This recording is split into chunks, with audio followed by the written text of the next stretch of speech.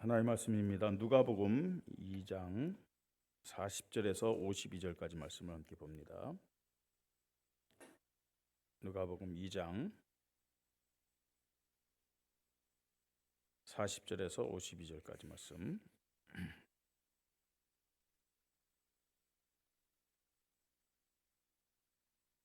찾으셨으면 한 절 한 절 우리 교대로 읽겠습니다. 누가복음 2장 40절부터 52절까지입니다. 아이가 자라며 강하여지고 지혜가 충만하며 하나님의 은혜가 그 위에 있더라. 그의 부모가 해마다 유월절이 되면 예루살렘으로 가더니 예수께서 12살 되었을 때 그들이 이 절기의 관례를 따라 올라갔다가 그날들을 마치고 돌아갈 때 아이 예수는 예루살렘에 머무셨더라. 그 부모는 이를 알지 못하고 동행 중에 있는 줄로 생각하고 하룻길을 간 후 친족과 아는 자 중에서 찾되 만나지 못함에 찾으면서 예루살렘에 돌아갔더니 사흘 후에 성전에서 만난 즉 그가 선생들 중에 앉으사 그들에게 듣기도 하시며 묻기도 하시니 듣는 자가 다 그 지혜와 대답을 놀랍게 여기더라. 그의 부모가 보고 놀라며 그의 어머니는 이르되 아이야 어찌하여 우리에게 이렇게 하였느냐 보라 네 아버지와 내가 근심하여 너를 찾았노라. 예수께서 이르시되 어찌하여 나를 찾으셨나이까? 내가 내 아버지 집에 있어야 될 줄을 알지 못하셨나이까 하시니 그 부모가 그가 하신 말씀을 깨닫지 못하더라. 예수께서 함께 내려가사 나사렛에 이르러 순종하여 반드시더라. 그 어머니는 이 모든 말을 마음에 두니라. 52절은 같이 읽습니다. 예수는 예수는 지혜와 지혜와 키가 키가 자라가며 자라가며 하나님과 하나님과 사람에게 사람에게 더욱 사랑스러워 사랑스러워 가시더라. 가시더라. 아멘. 오늘 예배드리는 모든 성도님들에게 하나님의 은혜가 위에 임하는 시간이 되기를 주님의 이름으로 축복합니다. 여러분 하나님의 은혜가 임해야 돼요. 이 예배 시간에 저에게도 그렇고 또 우리 장로님들과 우리 어른들에게도 그리고 오늘 예배드리는 우리 후대들에게도 한 사람 한 사람 위에 하나님의 은혜가 임하기를 바랍니다. 예.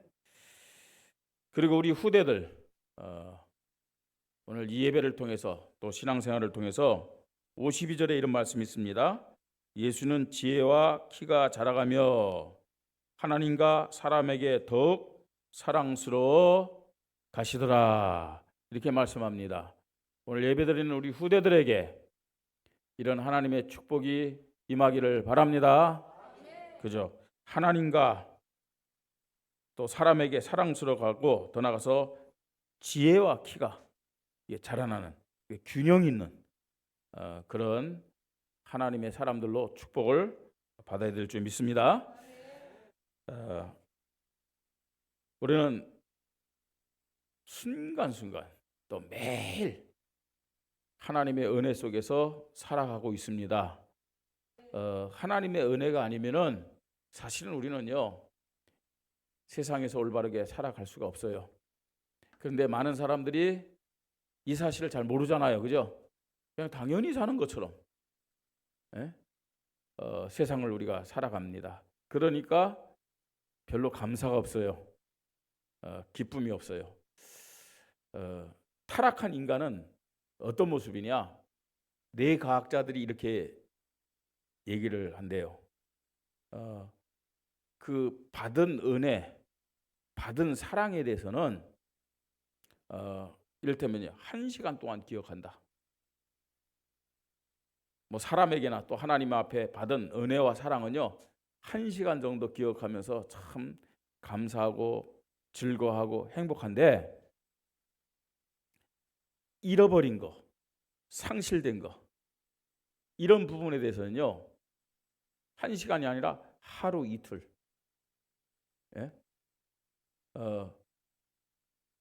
그렇게 아파하고 힘들어하고 그런데요. 예를 든다면은 예를 든다면 이제 그 타락한 우리의 모습인데 우리가 길 가다가 10,000원짜리를 주웠다. 그거 어떻습니까, 여러분? 10,000원짜리를 주면요 예, 요새는 신고해야 돼요. 근데 그냥 10,000원짜리 현금을 딱 주셔서 기분 좋아요, 안 좋아요? 기분 좋죠. 근데 그 기분 좋은 게 얼마 간다고요? 한 1시간 정도. 이렇게 가요.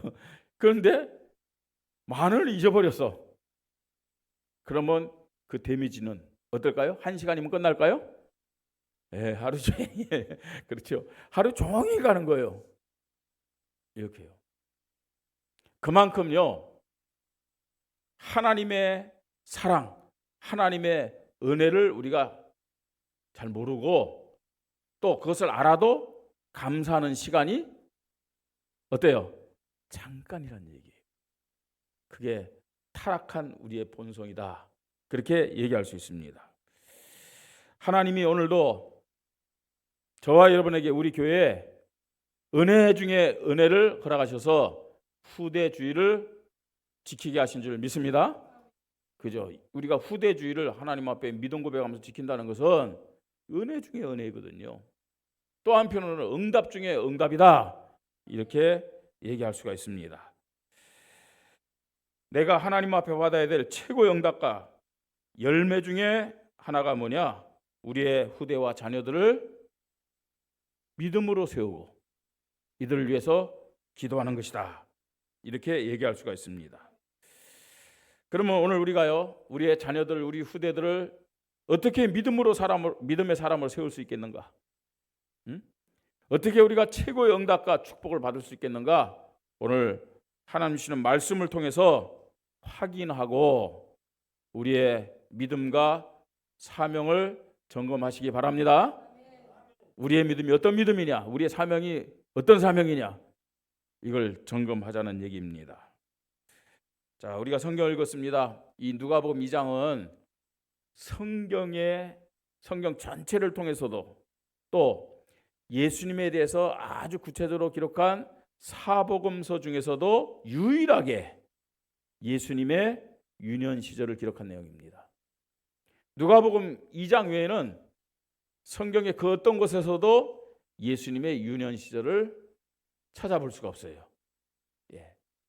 자, 마태복음에서는 예수님이 아브라함과 다윗의 자손으로 또 이 왕의 족보로 태어나셨음을 쭉 말씀하고 잠깐 태어난 그 기사만 기록하고 유년 시절은 기록하지 않았어요. 다른 성경 다 마찬가지고요. 오직 누가복음 2장에서만 예수님의 유년 시절을 기록하고 있어요. 왜 그럴까요? 누가복음에서 예수님이 완전한 인간으로 오셨다라는 사실을 강조하기 때문이다. 그래서 우리는 이 누가복음을 통해서 예수님은 우리와 똑같은 인간으로 오신 분이다. 우리와 똑같은 인간의 성장 과정을 다 경험하신 분이다. 이것을 우리는 깨달아야 될 줄 믿습니다. 그래서 예수님의 유년 시절을 보면서 우리가 우리의 자녀들, 우리의 후대들을 어떻게 양육할 것인가, 어떻게 도와줄 것인가, 어떤 자로 세울 것인가, 이것을 우리는 말씀을 통해서 확인해야 된다는 얘기입니다. 자, 오늘 우리가 말씀을 통해서 봐야 될 가장 중요한 단어가 뭐냐? 40절 말씀입니다. 자, 40절. 아기가 자라며, 여기 아기는 누구죠? 예수님이죠. 예수님. 자, 아기가 자라며 강하여지고 지혜가 충만하며, 그렇게 말씀하고 있습니다. 자, 이 예수님이 자라면서 강해졌다고 말씀하고 있어요. 지혜가 충만해졌다고 말씀하고 있습니다. 자, 그것이 어디서부터 시작된 것이냐? 어디서부터 시작됐을까요? 그 다음에 어떤 말씀이 있어요? 하나님의 은혜가 그의 위에 있더라 말씀하고 있습니다. 여러분, 이 아기 예수, 인간으로 오신 소년 예수가 강하게 자라고 지혜가 충만하면서 그에 따라서 하나님의 은혜가 따라온 것이 아니에요. 하나님의 은혜가 있었기 때문에 이 아기 예수가, 소년 예수가 강하게 자랄 수 있었고 지혜롭게 자랄 수 있었다는 얘기예요. 뭐가 있었기 때문에? 하나님의 은혜가 있었기 때문에. 그래서 우리는요, 우리 자신들도 역시 마찬가지입니다. 우리의 자녀들을 위해서 또 우리의 후대들을 위해서 어떻게 기도해야 되느냐? 하나님의 은혜가 이들 위해 임하게 하여 주시옵소서. 여러분, 우리가 부모가 자녀들을 바르게 키우려고 하잖아요, 그죠? 또 자녀들을 위해서 부모가 다 기도할 거 아니에요. 그런데 부모의 원하는 대로, 부모의 기도대로 아이들이 잘 안 자라죠, 그죠? 자라요, 안 자라요? 안 자라요. 예. 분명히 아이를 임신했을 때 미꾸라지를 많이 안 먹었는데도 아이들이 이리 튀고 저리 튀고 말 안 들어요. 뺀질뺀질하고. 사람의 힘으로는 할 수 없다는 얘기입니다. 뭐가 있어야 된다고요? 하나님의 은혜. 하나님의 은혜. 하나님, 내 자녀 위에 하나님의 은혜가 임하게 하여 주시옵소서. 우리 교회에 나오는 후대들 위해 하나님의 은혜가 임하게 하여 주시옵소서. 우리 목사님에게 하나님의 은혜가 임하게 하여 주시옵소서. 기도하시죠? 예, 그건 또 크게 아멘으로 화답하시네요. 예, 그래야 됩니다. 우리 중직자들에게, 우리 모든 직분자들과 성도님들에게 하나님의 은혜가 임하기를 주님의 이름으로 축복합니다. 자, 하나님의 은혜가 있어야 돼요. 그래야 우리의 자녀들이, 우리 후대들이, 저와 여러분이 하나님 앞에서 강하게 지혜롭게 자라날 수 있다는 얘기입니다. 자, 그래서 오늘 우리는요, 하나님의 은혜 안에서 믿음을 가지고 살아가면서 하나님께 영광 돌려 하나님 축복을 받아야 되는데, 하나님이 주시는 그 은혜의 자리가 어떤 자리인지를 알아야 돼요. 하나님 오늘도 우리에게 은혜 주시기 위해서 이 예배 자리로 우리를 불러주신 줄 믿습니다. 은혜 받으시기 바랍니다. 하나님의 은혜를 구하십시다. 은혜 안에 들어가야 돼요. 그래야 오늘도 우리는 하나님께 영광 돌리는 바른 예배 드릴 수 있어요. 그래야 오늘도 우리는 하나님 앞에 바른 믿음을 고백하고 하나님의 응답과 축복을 받을 수 있는 거죠. 자, 세 가지를 간단하게 말씀드리겠습니다. 첫 번째로, 성전 예배의 축복을 통해서 하나님의 은혜 속에 있는 믿음이 있기를 바랍니다. 다시 말해서 우리가 어디에서부터 하나님의 은혜를 힘입을 수 있느냐 하는 거예요. 우리의 자녀들이 무엇을 통해서 하나님의 은혜를 받고 하나님의 은혜 속에 있겠느냐 하는 거예요. 하나님의 은혜를 받을 수 있는 최고의 기회, 최고의 시간이 뭐라고요? 성전 예배다. 성전 예배. 자, 성전 예배란 말은 무슨 말일까요, 여러분? 오늘 우리가 함께 이렇게 예배드리는 교회 예배를 얘기하는 겁니다. 이 시간에도요, 혼자서 예배드리는 사람들 있을 거예요. 뭐 굳이 교회 가서 예배드릴 필요 뭐 있느냐? 나 혼자 하나님 앞에 예배드리면 되지. 있을 거예요, 그죠? 예. 어떤 사람들이 그렇게 예배드려도 될까요? 아파서 병원에 누워 있는 사람들은요, 혼자서 예배드려도 됩니다. 그렇죠? 예? 또 어떤 면에서는요, 좀 이제 실수해 가지고 저 큰 학교에 간 사람들, 어딘지 알겠죠? 거기 있는 사람들도 거기서요 혼자 예배 드릴 수가 있어요. 부득이하게 뭐 출장을 갔는데 그 근처에 교회가 없어요. 혼자 예배 드릴 수 있다고 생각해요. 자, 그건 특별한 경우입니다. 특별한 경우. 근데 많은 사람들이요, 그냥 교회 오기 싫으니까, 귀찮으니까, 아니 혼자 예배를 드려도 뭐 하나님이 어디든지 계시는데 예배 받으실 거야. 성령 인도가 아니죠. 자기 기준을 가지고 예배드리는 사람이 있어요. 예. 사실은요, 그 예배를 하나님 기뻐하는 예배는 아닙니다. 그 예배를. 그리고 심지어는 어떤 사람들은요, 코로나 이후로 교회 와서 예배 드리는 자체를 거부하고 있어요. 뭘 굳이 시간 맞춰갖고 교회 가서 예배 드리느냐. 그래서요, 온라인상으로 또 이 TV를 통해서 앉아가지고요 예배 드리는 사람이 있어요. 여러분, 왜 성전 예배에 대해서 말씀하는지를 알아야 됩니다. 성전 예배. 이 성전 예배는 하나님의 은혜를 받을 수 있는 최고의 시간이고 최고의 통로임을 믿으시 바랍니다. 최고의 통로예요. 왜냐? 하나님의 임재가 임하는 그 시간, 성전 예배예요. 성령이 강하게 역사하는 그 시간이 성전 예배임을 믿으시 바랍니다. 오늘 이 성전 예배를 통해서 예배드리는 우리 모든 성도들이, 우리 후대들이 하나님의 임재를 체험하시 바랍니다. 여러분 체험해야 돼요. 성령의 역사를 체험하시 바랍니다. 평생 내가 예배를 드리면서 하나님이 지금 나와 함께 하시는구나, 하나님이 나를 이렇게 사랑하셨구나, 하나님이 나를 이렇게 인도하셨구나, 하나님이 이렇게 나를 붙잡아 주시는구나, 이 사실을 체험하지 못한다면 신앙의 한계가 온다는 사실을 알아야 돼요.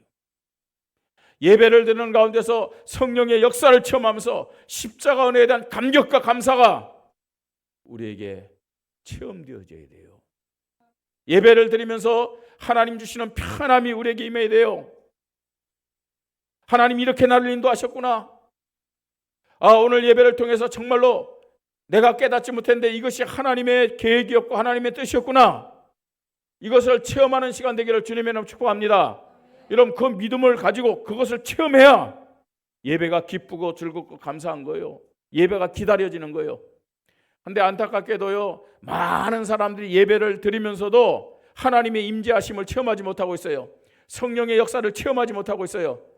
그러니까 계속 예배를 드리는데 그 예배가 생명 있는 예배가 안 돼요. 생명 있는 예배가 안 돼요. 형식적인 예배, 습관적인 예배. 여러분 그런 예배는요, 예배 드리면서 영적인 병이 생겨요. 영적인 독이 생겨요. 우리가 신앙생활을 하는데 신앙생활을 할수록, 예배 드릴수록 영적인 병이 생기고 영적인 독이 생긴다. 여러분 그건 아무 유익이 없는 거예요. 우리가 예배를 드릴수록 믿음이 성장돼야 될 거 아니에요. 아멘. 기쁨과 감사가 넘쳐야 될 거 아니에요. 예배 드릴수록 말입니다, 변화돼야 될 거 아니에요. 믿음이 성장돼야 될 줄 믿으시 바랍니다. 그렇죠. 예수님처럼 어떤 모습이 돼야 돼요? 믿음이 강해지고 지혜가 충만해야 될 줄 믿으시 바랍니다. 그게 정상적인 예배예요. 그런 은혜를 받을 수 있는 최고의 시간이 어떤 시간이냐? 성전 예배 시간이다.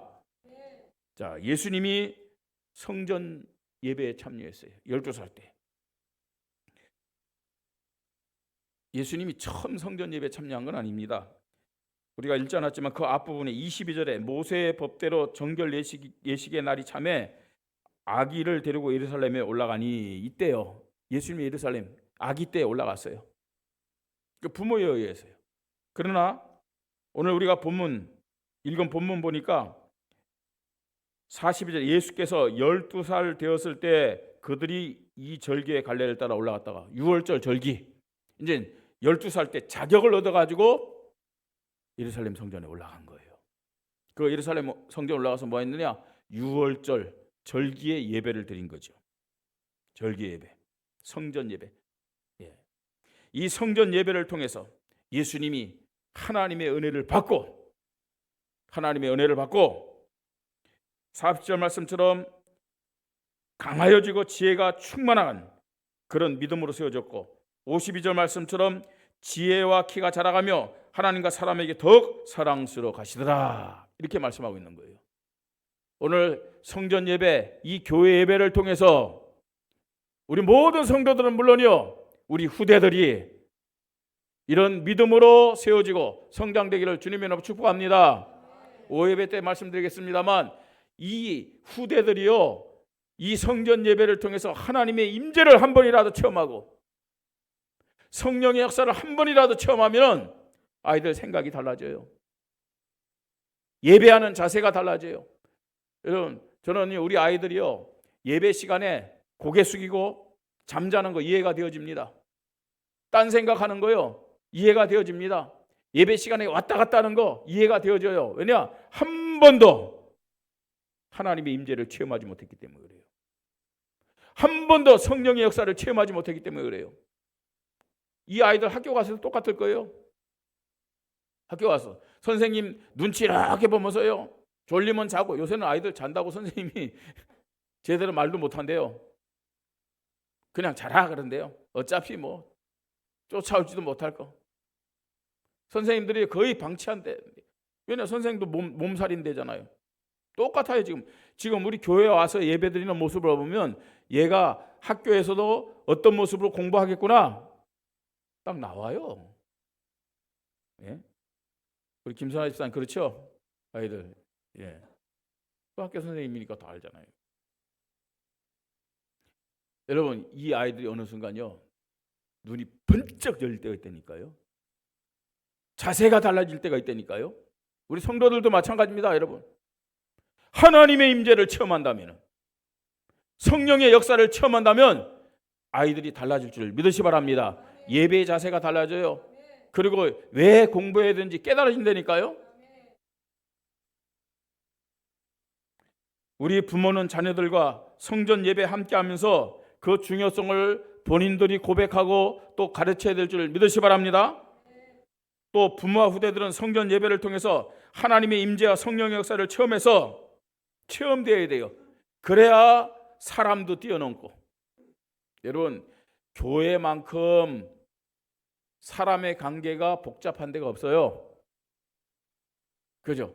사랑으로 하나 됩시다. 에? 말씀으로 하나 됩시다. 십자가로 하나 됩시다. 안 돼. 그죠? 제일 자기 소리 많은 데가, 사람 소리 많은 데가 교회잖아요.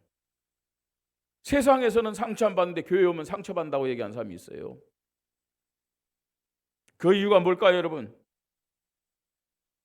우리 자신부터 돌아봐야 됩니다. 왜 사람과 사람이 모이는데 문제가 없겠습니까? 왜 상처가 없겠습니까? 그런데 하나님의 임재를 체험하고 성령의 역사를 체험한다. 뛰어넘을 수 있는 힘을 갖게 될 줄 믿으시 바랍니다. 그죠? 내가 약하기 때문에, 내가 정말 하나님의 능력을 안 믿기 때문에, 하나님의 살아계심을 체험하지 못했기 때문에, 성령의 능력 속에 들어가지 못했기 때문에 작은 소리에도 상처받는 거예요. 예? 내가 그것을 뛰어넘지 못해요. 수용하지 못해요. 어디에 문제가 있다고 생각하십니까? 예? 하나님의 임재하심, 성령의 역사를 체험하십시다. 그래야 사람도 환경도 문제로 뛰어넘을 수 있는 것입니다. 부모는 후대들과 성전 예배를 통해서 하나님의 나라를 누리고, 그렇죠, 하나님의 임재, 성령의 역사를 체험하면 모든 것이 하나님의 나라가 될 줄 믿으시 바랍니다. 모든 것이 하나님 나라예요. 기쁘고 즐겁고 행복하고 품어주고 하나 되고, 순종과 헌신의 믿음으로 사명자 제자로 쓰임받는 모델이 되어야 될 줄 믿습니다. 이런 은혜를 어디에서 우리가 받을 수 있다고요? 성전 예배. 이 예배를 통해서 하나님이 우리에게 이런 은혜를 주심을 믿으시 바랍니다. 하나님의 은혜를 받을 수 있는 최고의 시간, 최고의 기회가 성전 예배다. 하나님의 자녀들은요, 오늘 이 예배에 실패하면요, 오늘 하루만 실패하는 게 아니잖아요. 한 주간 실패할 수밖에 없어요. 하나님이 왜 우리를 이 예배 시간으로 불러주셨느냐? 하나님이 은혜를 주시기 위해서. 은혜 받으십시다. 하나님의 은혜를 받아야 돼요. 자, 두 번째입니다. 이 은혜를 받지 못하면은 우리는요, 한 주간 살아가면서 예수를 잃어버리는 삶을 살아요. 예수를 잃어버리는 삶을 살아요. 이 하나님의 은혜 속에 있지 못하면요. 예수를 잃어버리며 허송세월을 하지 않기 위해서는 하나님의 은혜 속에 있어야 될 줄 믿으시 바랍니다. 예. 자, 왜 예수님을 잃어버렸느냐? 오늘 이 지금 부모들이 예수님을 잃어버렸어요. 그죠? 자, 지금요,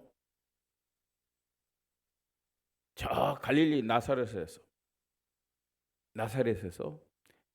이 예수님과 함께 부모들이 예루살렘으로 올라왔어요. 위치적으로 남쪽으로 내려온 거예요. 남쪽으로 내려왔는데, 그때는요, 그냥 이 한 가족만 내려온 게 아니거든요. 그때 유월절 절기를 지키기 위해서 나사렛이라는 동네 사람들, 크게는요, 이 갈릴리라는 그 지방 사람들이 전부 다요, 그 일주일 아니면 열흘 동안 말입니다, 먹을 거 다 이렇게 메고 말입니다. 다 오는 거예요, 가족들이요. 무리가 걸어서. 자, 그다음 한 일주일 정도 말입니다. 이 절기를 다 지킨 다음에 어떻게 해요? 이제 고향으로 또 이제 가는 거죠. 고향으로 가는데 그때 갈 때는 뭐 가족들끼리 손에 손 잡고 막 가는 게 아니에요. 그 가는 흐름 속에 각자가 가는 거예요. 막 부모는 부모끼리, 아이들은 아이들끼리 또 이렇게 모여서 막 가는 거예요. 하루 갔어요, 길을. 하루 길을 가서 이제 어디에서 머물러서 이제 좀 자야 될 거 아니에요, 그죠? 그때는 뭐냐면 가족들이 모여요. 그 하루길 가가지고 이제 잠자는 그 장소에 가면은 가족들을 다 찾아요. 왜냐, 같이 자요. 잠은 같이 자야 될 거 아니에요. 그러면서 이제 가족들을 이제 찾아가지고 다시 또 이제 길을 떠나는 거죠.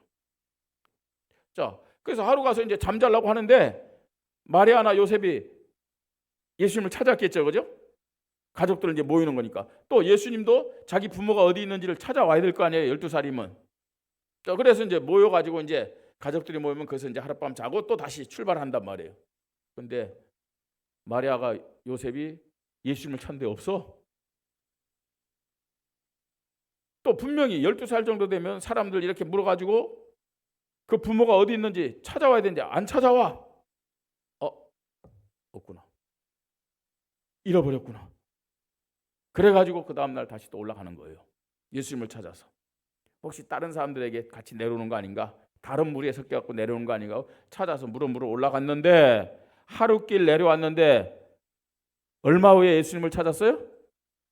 2일이 걸렸어요. 내려온 건 하루인데 예수님 찾기까지는 2일이 걸려서 예수님을 찾았어요.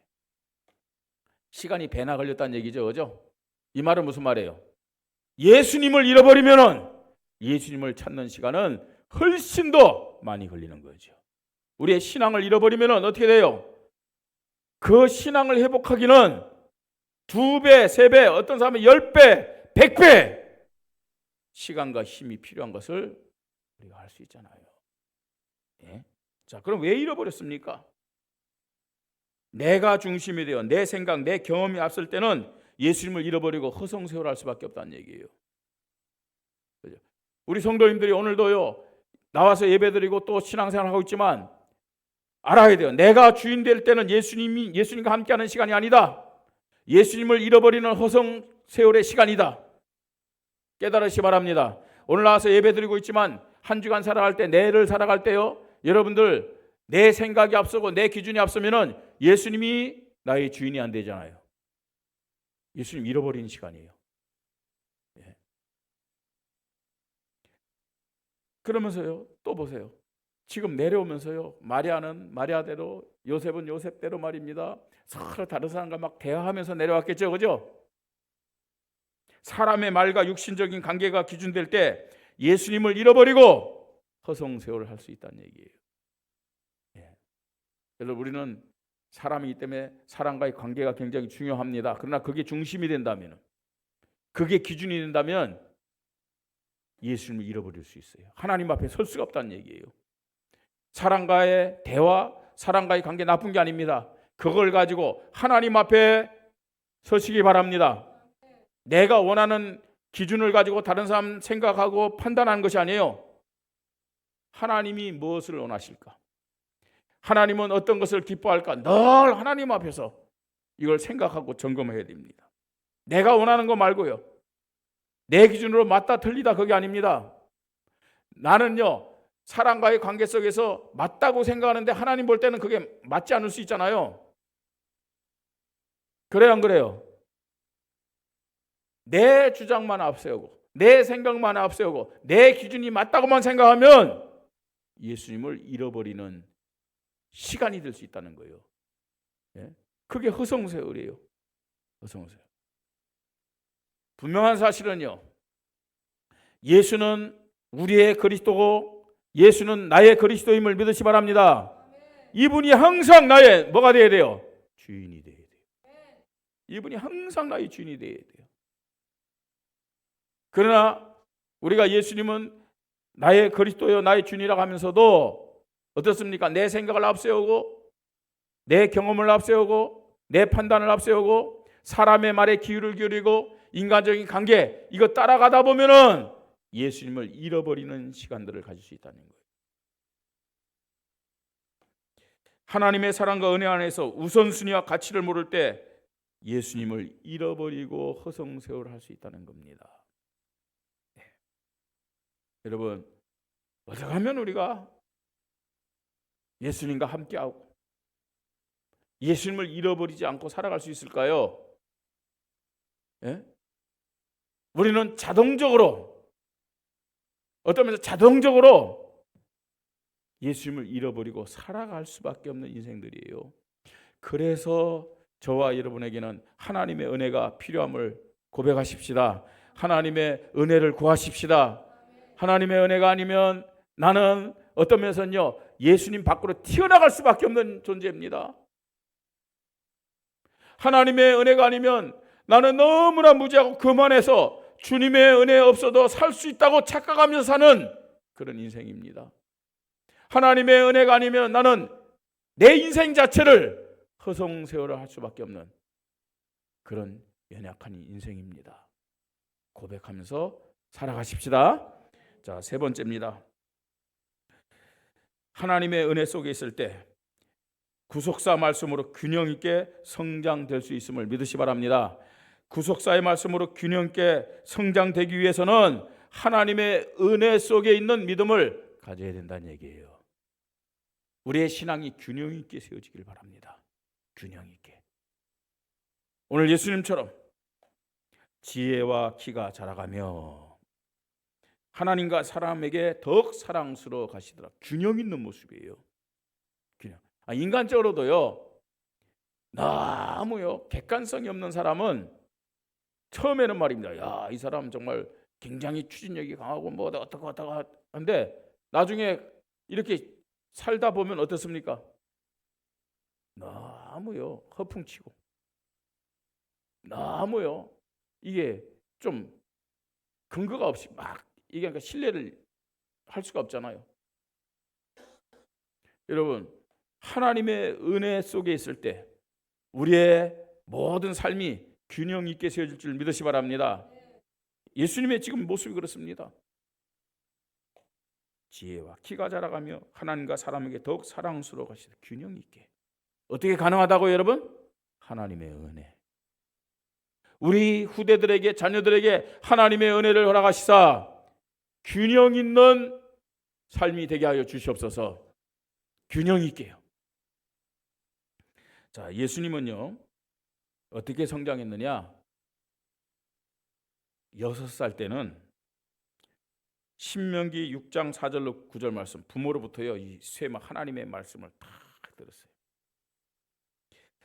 10살 때는요 그 모세오경 토라 이 토라를 어떻게 적용할 수 있느냐 해석한 미슈나를 배우고 이제 회당에 들어가서 본격적인 신앙 훈련을 받을 수 있는 회원의 자격을 다 갖춥니다.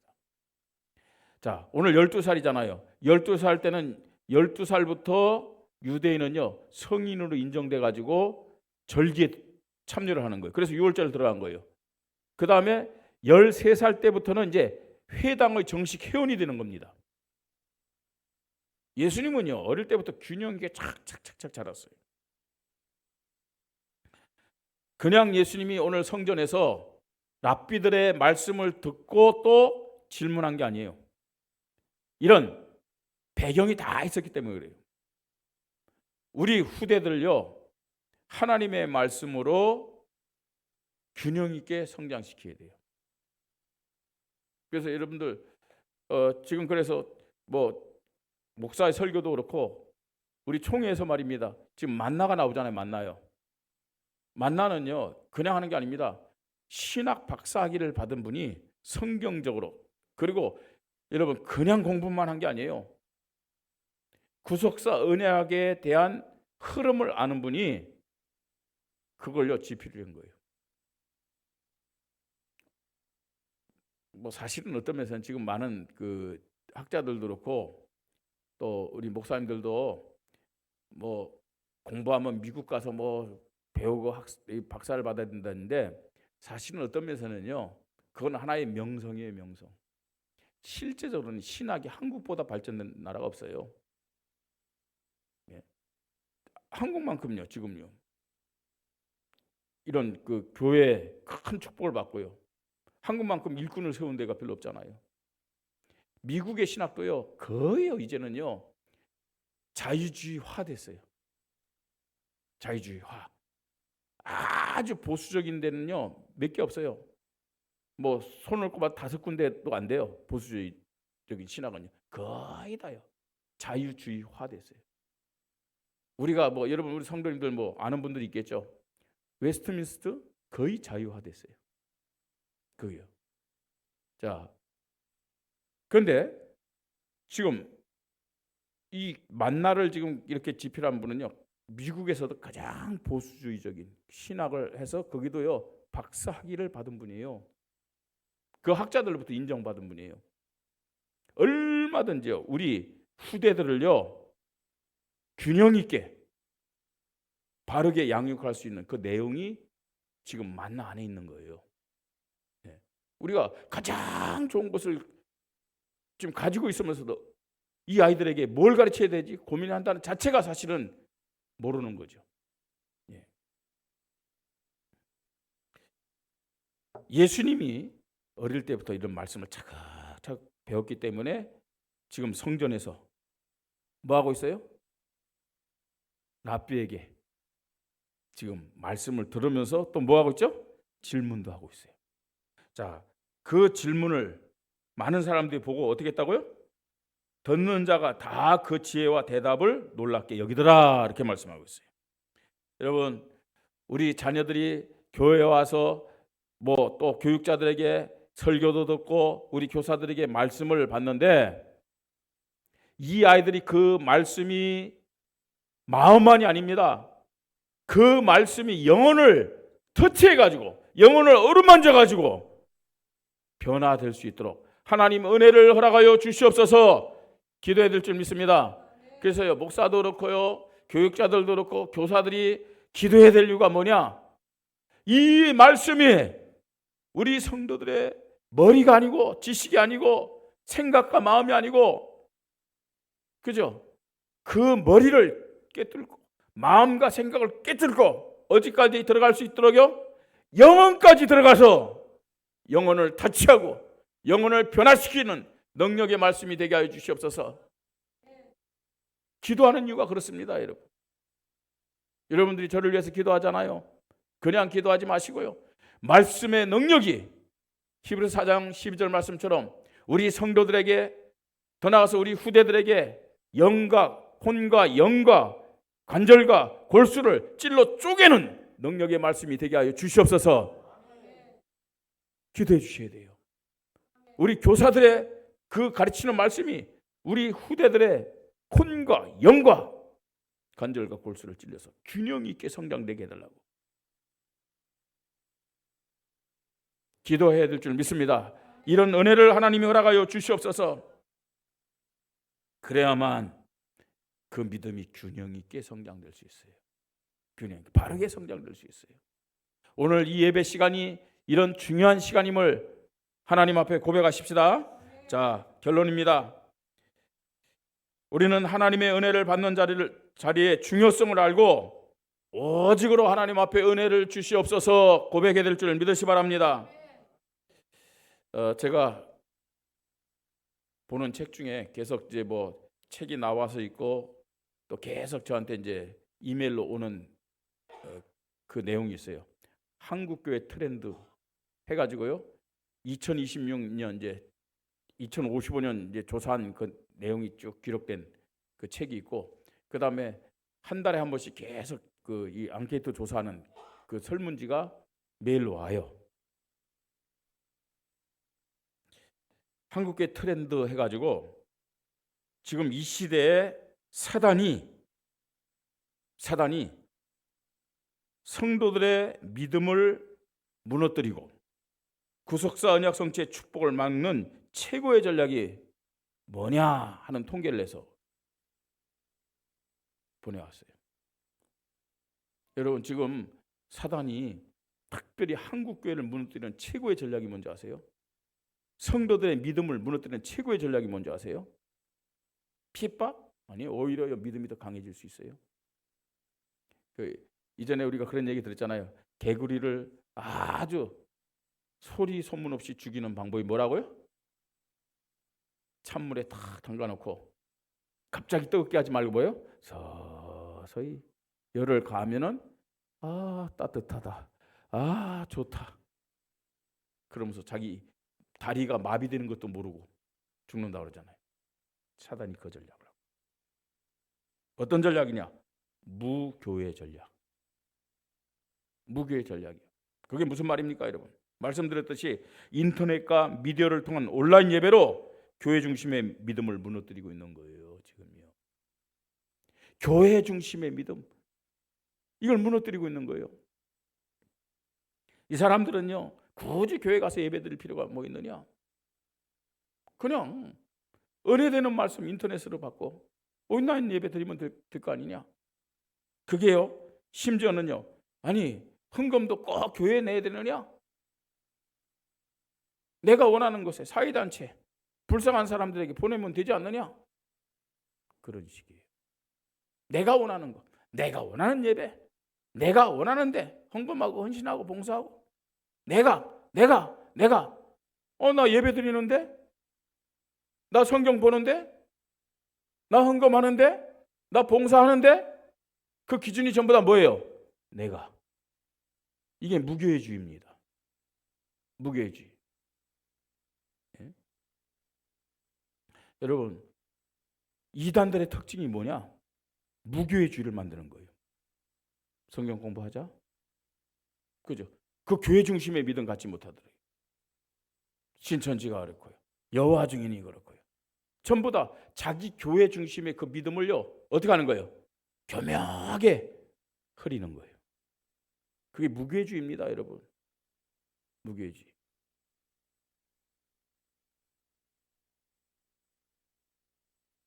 하나님이 아닌 사람 중심으로 신앙생활하고 내가 원하는 것을 하도록 만드는 겁니다.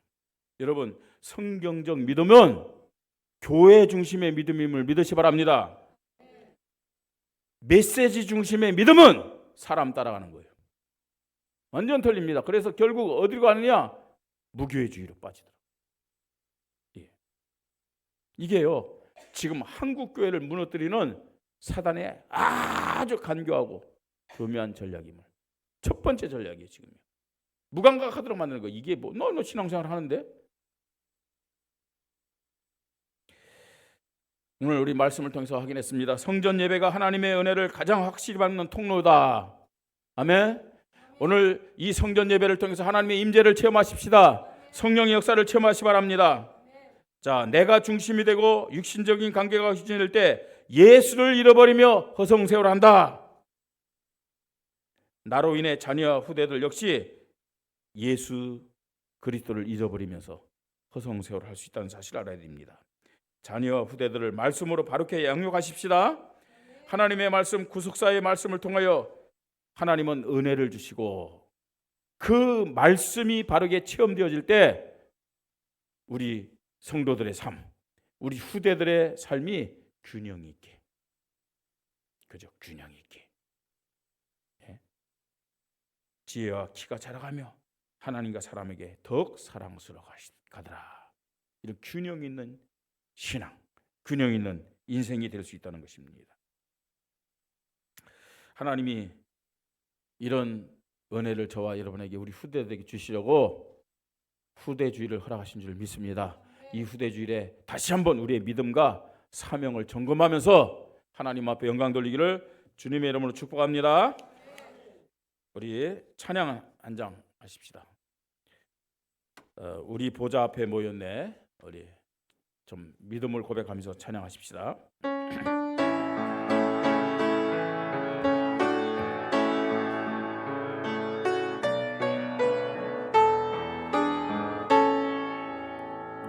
우리 보좌 앞에 모였네.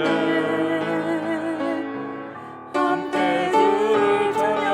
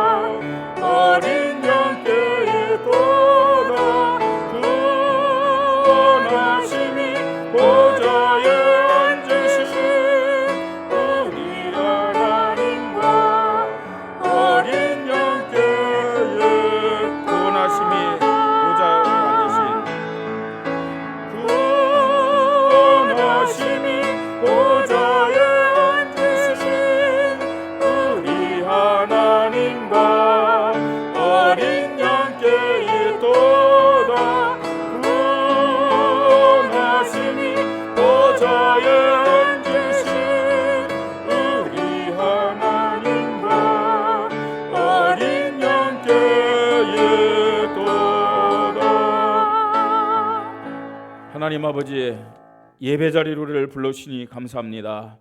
성전 예배를 통해서 우리 모든 성도들이, 우리 후대들이 하나님의 임재를 체험하게 하시고 성령의 역사를 체험하는 살아있는 믿음을 갖도록 축복하여 주시옵소서. 성령께서 이 시간도 말씀을 통해서 우리의 영혼을 어루만져 주시고 하나님, 우리의 영혼을 새롭게 변화시켜 주시옵소서. 이를 통해서 우리의 마음과 정신과 하나님, 우리의 육체가 새로워지도록 주님이 은혜를 허락하시고, 특별히 우리 후대들이 단 한 번이라도 이 하나님의 임재하심과 성령의 역사를 체험하면서 변화되는 신앙생활을 갖게 하시고 균형 있는 신앙생활로 하나님 앞에 살아가도록 은혜를 허락하여 주시옵소서. 감사를 드리며 주 예수 그리스도의 이름으로 기도드립니다. 아멘.